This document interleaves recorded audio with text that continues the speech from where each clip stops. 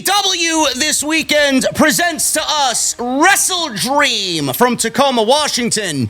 And if you look at the match card on paper, it looks to be one of the weakest AEW cards of all time. I got some late-breaking news as we head into tomorrow's pay-per-view. Also, The Rock, apparently, according to Dave Meltzer, will not be at WrestleMania 41. I don't know, guys. I don't know if something stinks in the venue. Maybe Jesse's burning something in the kitchen. But I think I smell bullshit on that report. Also, Ricky Starks may have just exposed our good friend Tony Khan. And MJF seems like he's making his way back to AEW television. Thank God. All this and so much more right here on Off the Script. And we will start with something I didn't really mention in the intro, but it's pertinent information. Backstage news on Daniel Garcia and when he re-signed with AEW, and he will be factored into significant creative plans moving forward. Garcia returned on Wednesday's show, which, by the way, if you missed the stream on Wednesday, go back and watch it. An absolute all-timer review on Tuesday. We did a double review of NXT and AEW, all-timer AEW Dynamite review. Garcia returned to the show after being away and addressed his future with AEW. He said that the answer regarding the best move for himself isn't the easiest or most popular. He said that he would remain where the best wrestle, AEW. Silent Monster and I talked about this on TNT on Wednesday night. If you missed that, that's on the homepage as well. Great show. We almost went 4 hours. We had a lot to talk about. Silent Monster and I talked about Daniel Garcia returning to AEW on Tuesday night, and he came out wearing a black vest. He pretended to be as important as Stone Cold Steve Austin, and he went out there like Bret the Hitman Hart or anybody in this position, telling everybody that he had a difficult decision to make, and I'm not sure whether you guys realize it or not. This was so incredibly hard on me and my family. Like, who the fuck knows what you're doing unless you are subscribed to Fightful Select or PW Insider Elite? Like, who the fuck knows outside this small bubble what's going on with Daniel Garcia? And even if he was a free agent, who gives a shit? I mean, they pretend like everybody knows what's going on. It's one of the reasons why AEW is a sinking ship right now. Garcia's deal was slated to expire this past month, and there was interest from AEW and WWE. He had not been seen on television since putting over MJF at All Out. Garcia had laid out MJF following the match at the pay-per-view. Now, Garcia added that this version of himself won't cry or complain every time he loses a match because this is the version that will change everything. Sure thing. He called out everyone in AEW who currently holds gold. So in the latest edition of the Wrestling Observer newsletter, Dave Meltzer reported that the deal offered to Garcia was higher than what WWE was willing to give him. Again, exactly what I said on Tuesday night's live stream. Meltzer wrote, the way he explained it on air, and Tony as well, was that it was a hard decision. Those in WWE said more than a month back that AEW and the deal was significantly higher and they expected he would take it. So exactly what I said on Tuesday, Tony Khan is going to vastly overpay someone who, honestly, great for him, he's making his money. Great for him, he suckered Tony Khan into giving him more money than he truly deserves. Daniel Garcia suckered Tony Khan into a huge money contract, and there's so many other problems going on in and around the company, internally in the company, and we are making Danny Garcia a fucking priority. Now, I don't want to take anything away from Danny Garcia. He is a great professional wrestler, but that is all Danny Garcia is. He's a great professional wrestler. Outside that, he's got no charisma. He's got no character. he's as vanilla as fucking Turkey Hill ice cream. Vanilla ice cream. I don't believe that we're making this a big deal. We're making this a priority in AEW. WWE, they wanted Danny Garcia, but they weren't going to overpay for his services because, let's be real, they don't need Danny Garcia. He would have been a nice accent to what they were doing on NXT. He would have fit into that system perfectly. But at the end of the day, do you genuinely trust Tony Khan to do right by Danny Garcia? Do you genuinely trust that Danny Garcia over the next 3 or 4 years is going to be a bigger star with staying in AEW? I don't think so. I don't trust AEW's creative. I don't trust their vision. I don't trust their direction. I don't trust anything that this man does as far as I could fucking sniff him. Good. He's making his money. That's all I will say about that. Good. Go get your bag, bro. Go get your bag. You suckered Tony Khan just like Tony Khan suckered Warner Brothers Discovery into making $600 million for an obviously subpar product. Now the creative, what type of creative is Danny Garcia going to be involved in? As previously reported by Dave Meltzer, Garcia signed the new deal with AEW this week. He confirmed the news during Dynamite. Fightful Select reports Garcia is factored into significant creative plans moving forward. No other details were given. Those significant creative plans will be, and you can quote me and mark this down and bookmark it, clip it, whatever you want to do. His creative plans moving forward will be taking the TNT title off of Jack Perry. And then we'll do nothing with it because it's nothing more than a glorified TV title. And he said it in his promo on Tuesday. It's where the best wrestle. He will be given the TNT title, and he will be given the platform to wrestle, and that is it. Everybody that holds the TNT title is dead to rights. The TNT title is an absolute waste of a belt. It does nothing, is no story involved in it. There's nothing regarding that championship that emits importance. It's given to people for whatever reason. It's given to people to make them feel important and give them the perception that they're bigger than they really are. Nobody's held that championship as important as Cody Rhodes and Brody Lee, and that was it. Everybody else has been a fucking failure as far as that championship is concerned. Spare me the bullshit. That's exactly what he's doing. You think he's going to go out there and beat Will Ospreay for the International Championship or Okada for the Continental Championship? Give me a fucking break, man. They got no creative, and that's what they've landed on. Oh, yeah, we got something for you in the next 6 to 12 months. We'll give you the TNT title, man. You can go out there and wrestle and show them that this is where the best wrestle. Give me a fucking break. That's creative? Creative means let me write you a story that's substantial over the next 6 to 12 months, or it doesn't even have to be that, 3 months. Some story here, some story there. Yeah, just go out there and wrestle, man. This is where the best wrestler is, the TNT title, man. There you go. That's what we think of you. Never going to be a world champion. He's never going to beat major names. And his star value in AEW is going to remain where it was over the course of the last 5 years. I honestly think he made a mistake staying with AEW. What's better, the money now or the stardom sooner in WWE? I would have taken that and then made my money. That's just me. Moving on. The Rock, Dwayne, supposedly has told WWE that he can't do WrestleMania 41. Sure thing. Sure thing, man. I got a better chance of having Liv Morgan this afternoon knock on my door asking me, JD, would you like to go get a cup of coffee at Starbucks? My treat. Give me a fucking break.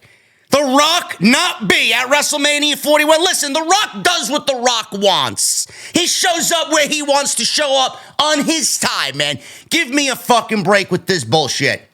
Now, apparently, if you guys missed it, following Bad Blood, after Rhodes and Reigns beat Solo Sikoa and Jacob Fatu, Rock came out, counted 1, 2, 3, and then left. Whatever that means, I don't know. Take your pick on whichever conspiracy theory that is going around on social media. It could be for Cody, Jimmy, and Roman, meaning that it has something to do with them being booted from the family. It could be to Cody that he beat him 1-2-3 at Saturday's WrestleMania 40 Night 1. Or it could be that Cody broke Rock's heart once, twice, and tonight was a third time. And that was it for Mr. Cody Rhodes. Once the show went off the air on Instagram Live, The Rock cut a promo on Rhodes and said that a lot of bullshit has been going on. As previously reported by WrestleVotes, a triple threat match with The Rock, Roman Reigns, and Cody Rhodes is on the table for WrestleMania 41. In the latest edition of the Wrestling Observer newsletter, Dave Meltzer reported that The Rock is not scheduled for WrestleMania 41 in April. Sure thing, Dave. Sure thing. When asked about the triple threat match, a source said he's not able to do Mania. He's already gave word that he wouldn't be able to do that match. Meltzer reported that there's no specific reason given, past being told that different reasons were given to different people. Meltzer said he knows that when it comes to The Rock, he's going to be all in if he does a match, and that means getting into the best shape possible. It was added by a source. The story is simply his schedule got too heavy, and he couldn't commit to doing it right now. You think The Rock, first of all, let me go back. The Rock showed up at WrestleMania 40 and did what he wanted to do. He projected his plans away from everybody else. Nobody really knew what was going on because we all had the idea that it was going to be Cody and Roman Part 2 at WrestleMania. In comes the Rock. He swoops in like a fucking eagle and grabs his prey. And then it's like that. Plans have changed. Everything is just chaotic for WrestleMania season. You don't think that the same thing is going to happen this year? The Rock does what he wants, when he wants, on his own time. Plus, the people in Rock's camp, Gewurz, Rock himself, this and that, are they feeding information to Dave Meltzer of all fucking people to run with? First of all, I believe WrestleVotes more than a lot of people in the community. Give me a fucking break. A lot of what they say is actually happening and on another page going to happen. So I don't really sit here and say, well, Dave is right and everybody else is wrong. No, WrestleVotes has become a very credible source in the community. So Meltzer has gotten so much of his news wrong this year. Why would anybody tend to believe him in this case? The last thing that he talked about was Sami and Gunther taking place at Bad Blood. Did that happen on Bad Blood? No, it did not. So Meltzer tends to get 9 out of 10 stories wrong. And maybe he hits on one thing and then he gets some credibility from SAP, which backs up his source and then Meltzer's report and then puts it out and claims that Meltzer did kind of get this one right, but this is more of along the lines of what's happening. The Rock will be at WrestleMania 41. Do you genuinely think that with Minnesota or Minneapolis in the running to get WrestleMania 41 next year and then all of a sudden being excommunicated from the discussions and then WWE going to Las Vegas for WrestleMania 41 and making a big money deal for WrestleMania 41 to be in Vegas just like that, do you genuinely think that was done because, hey, you know what, man, we like Vegas better than Minnesota, but there's no other factors in that? The Rock absolutely had a factor in WrestleMania being shifted from Minneapolis to Las Vegas. They aren't going to Las Vegas and you're not getting The Rock. What are you, fucking mental? I mean, that's just the one thing that jumps off the page more so than anything. And if you don't do Rock in some way, shape, or form at WrestleMania, honestly, I don't want to sit here and say WrestleMania is going to be a bad show, because it's not, but it would certainly limit the impactfulness of what WrestleMania should be. The company has been on this narrative. We want to make WrestleMania the biggest show ever. They're already claiming that next year's WrestleMania is going to be bigger than 40. How is that possible without The Rock? It doesn't happen without The Rock, especially the way that they've been hyping it up and the narrative that they're pushing out there. Now, if The Rock is not on the show, do we get Cody and Roman 3? Nobody wants that. 0 people want that. I would say maybe Saturday night's main event or worst case Royal Rumble for that. But WrestleMania again for 3rd straight year, bro, we're beating a dead horse with that one. No thank you. Nobody wants it. Cody versus Randy, I could see that being a WrestleMania match. In fact, it is a WrestleMania match. But then that begs to question, what does Roman Reigns do at WrestleMania?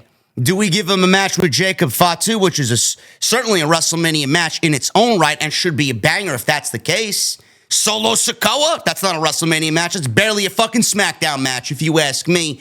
What else is Roman going to do? He's going to be involved with family, the bloodline. Roman, they want to secure the records for most WrestleMania main events with Roman as long as they have him. As long as they have him, Roman will be in a WrestleMania main event until the day he steps away.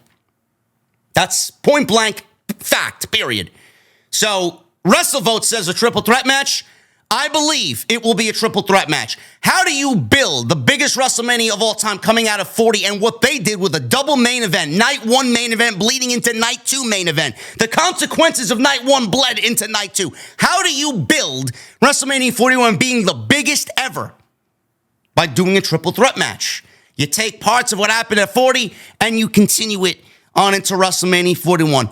I love that aspect. Now, if you want more on this discussion, Solid Monster and I talked about it legitimately within the first, I would say, 45 minutes of Tuesday Night Titans on Wednesday because we were preempted by the Wrestling on Tuesday. If you want to go check that stream out, we talk about it, who we think is potentially getting the pin. If that's the case, what the story could be.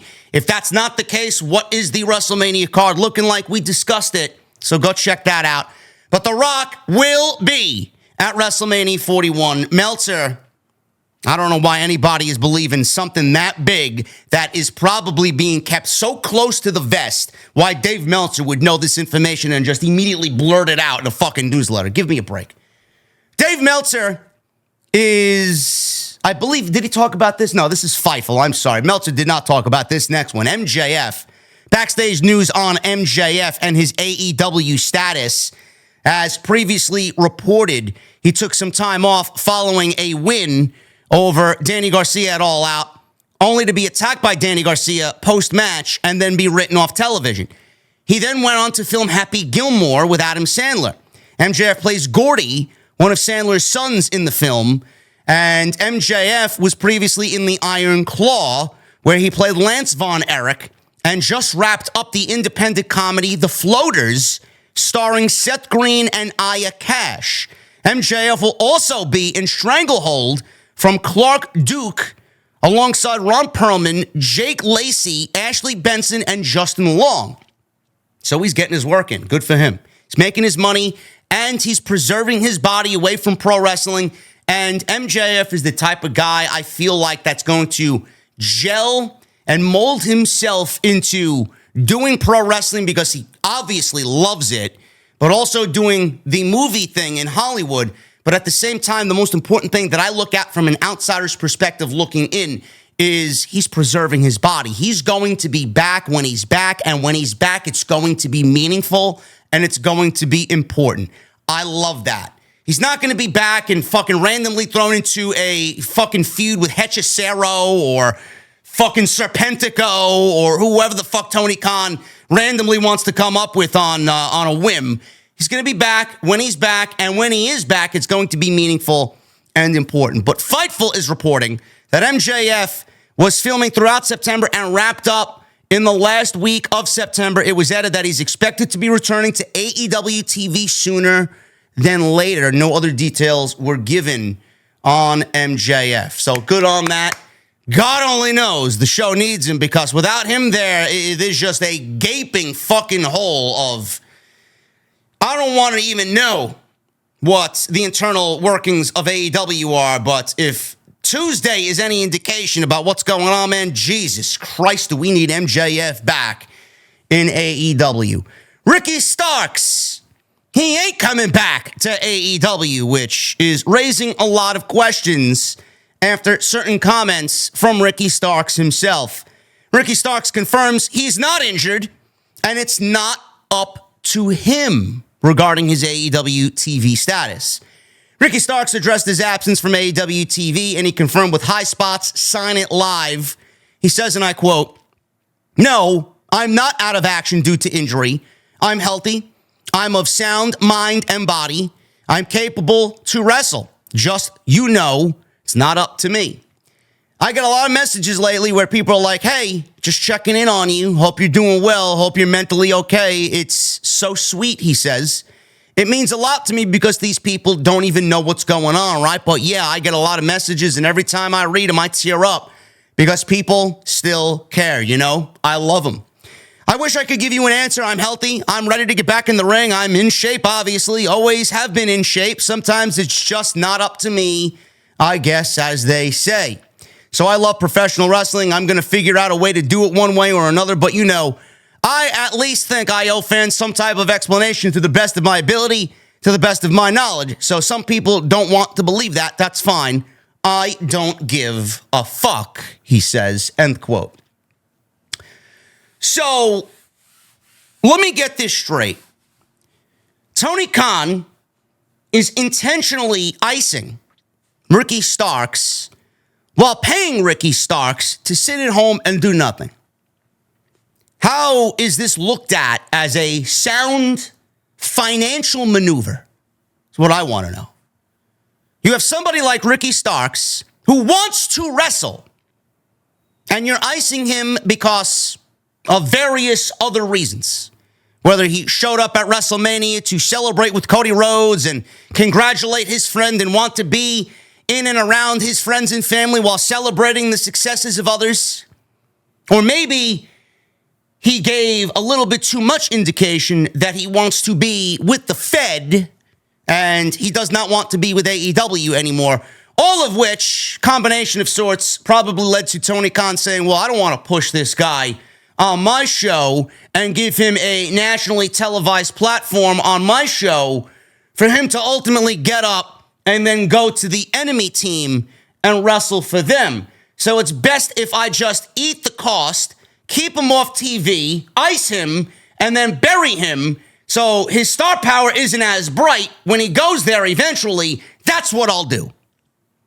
Meanwhile, at the end of the day, do you want to know what I see? I see a boss, a CEO, throwing money down the fucking drain for a talented man that you're not using, a talented man that could absolutely make your television show better than it is right now if you give him some story. Apparently, according to me, he just wants to fucking wrestle. Sounds like to me, creative is not really the thing. The last thing we heard about as far as Ricky Starks and creative was that he did not want to feud with Big Bill, and he felt like it wouldn't have done Big Bill any favors. So that doesn't really read to me or sound like to me he is against creative for jealous reasons. He actually wanted to help Big Bill, and he didn't really think it would lead to Big Bill doing anything. Which then in turn, Tony Khan puts Big Bill in the fucking learning tree, so he made everything worse for Big Bill because I don't really see Big Bill any better than I did then. You're wasting money on Tony's wasting his money on Ricky Starks, icing him. But the thing is, this is what gets me. This is how null and void and just absolutely out to lunch Tony Khan is. You honestly think by you keeping Starks off of television week after week, month after month, that his star power is just going to magically disappear? Soon as that man shows up on WWE television, all these months of him being absent on AEW television, it will be for nothing. His star power is going to be greater. People are going to hear about Ricky Starks jumping to the Fed, and his star power is going to be great. And you're going to realize that everything that you weren't using is just going to burst out on WWE television, and they're going to make him into a superstar. That time that you think you're icing him means nothing. His star power ain't going anywhere. He's going to jump to WWE, and he's going to be bigger 10 times over than he was in AEW. So again, I ask, why are you not using him if you are paying him? I don't get it. If you don't want him and he wants out, give the man a courtesy call and say, Ricky, what's going on? What could I do for you? Ricky at that point would say, Tony, I don't want to be here anymore. I've lost faith in the company. The vision is lost. You guys clearly don't give a shit about using me and using me to the best of my ability. I want out. I want to seek other opportunities elsewhere. And Tony being a sound businessman, because now he is in a position to make AEW profitable, why are you at any chance throwing money away at someone that you're not using? Let him go. You ain't using Miro. Let him go. The fuck are we doing? Anybody else that don't want to be there, I've said this time and time again, let them go. Does it set a terrible precedent? Does it open Pandora's box for everybody to say, well, I don't want to be there. I don't want to be here. Let me go. Can't let everybody go. But these are just some of the names that don't want to be there. Him, Miro, Wardlow. Just let them go. Just let them out of their deals. You clearly don't have any plans for them. So to wrap this up, Tony's paying Ricky Starks to sit at home, to ice him, not use him, right? Tony Khan then added time on top of Rey Fenix's contract. He extended his contract to another 12 months or so. Penta has another couple of months. He only did that because he knew they were going to WWE and didn't want them to go to WWE. So Tony, being petty, said, you know what? I'm going to add time, injured time on top of your contract. So he's keeping Ricky Starks at home. He's keeping Penta at home. He's keeping Phoenix at home. He's paying all these people so they don't go to WWE. I thought AEW was the alternative. The more and more that you guys see and read stories like this, and the more and more you see how deplorable the weekly television is week to week with no rhyme or reason, you see that Tony Khan more and more is mentally unfit to run AEW. He's not fit to run the company anymore. There's no vision. There's no creative. He just wants to throw fucking matches out there and blow through fucking matches like he's drinking his White Claw. And there's no rhyme or reason for anything that's happening. Tony Khan is insulting your intelligence, and their fan base is eating the slop that he serves on his plate, and everybody thinks everything is great. I thought they were the alternative. They're not the alternative. The more and more I see Tony Khan, the more and more I see Vince McMahon sitting in the AEW gorilla position. Bryan Danielson, he's dealing with a serious injury ahead of his match with Jon Moxley at WrestleDream. Danielson spoke to the Uncrowned podcast. Danielson noted that his recent title match with Okada on Dynamite didn't pan out as he would have hoped. He said, midway through the match, I started losing strength in my legs. There's a point later in the match where I'm trying to kick him and I can't turn over my kicks. That's something that I've had the body mechanics to do because I have been doing it for so long. But here I am, and I can't turn my hip over for this kick. When I got to the back, I went to the trainer right away, and they worked on me for 30 minutes. They said it was stemming from the neck stuff. It's getting to a point where physically we're seeing the signs. I haven't been sleeping well because I have been having this shooting pain down my arm. Now, he's in the main event on Saturday night with Jon Moxley as they battle over the AEW World Championship, which more and more is 100% looking like a title change. I just don't really get the feeling that Jon Moxley winning the World Championship is going to be super special or super important. But it goes to show you how lackadaisical the WrestleDream card is. Don't really get the Jon Moxley narrative unless Shane McMahon's coming in. I would assume Shane's going to be there on Saturday night.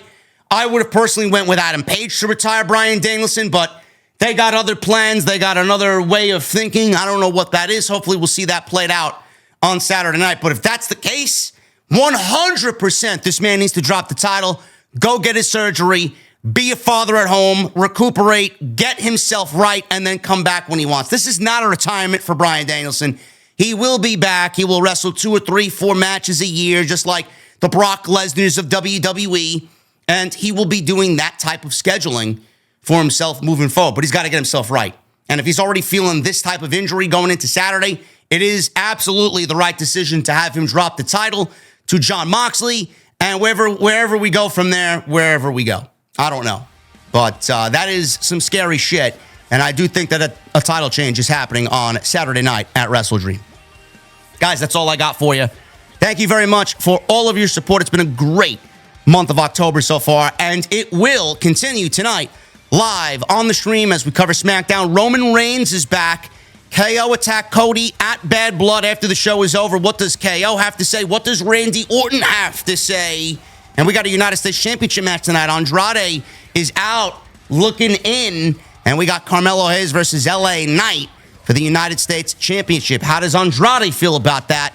Are we looking at a triple threat match potentially at Crown Jewel for the United States Championship? And will The Rock be there? Do we have anything on The Rock as far as what the 1, 2, 3 meant, man. SmackDown looking like a must-see for sure tonight to get all the answers coming out of Bad Blood. If you missed any of the content this week, there's been plenty of it. Live from Monday, we did a dual stream, NXT and Dynamite reviews on Tuesday. Solid Monster and I were live on Wednesday. Took the day off yesterday. We're back today, hitting it hard right here on Off the Script. Make sure you guys go check out all the other content. Again, live tonight for SmackDown and WrestleDream. Me and Jesse will be live on Saturday night after WrestleDream is over to give you guys the breakdown of what happens at the end of the show.